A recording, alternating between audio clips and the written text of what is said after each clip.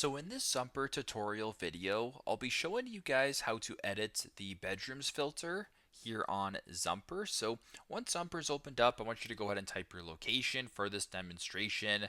How about I use Boston?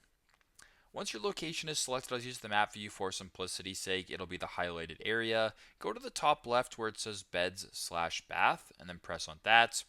Now where it says bedrooms, you can go ahead and play with this to get a certain filter. So if you're looking for houses that offer 3+ bathrooms, you go ahead and press on 3+. You can press on view. And if you wanted to change type, you can press on houses right here. Press on search and then view what's filtering, or I guess what meets the criteria in regards to bedrooms. So very simple, very straightforward. This is how to edit the bedrooms filter here on Zumper. Thanks again for watching, and I hope this video helps.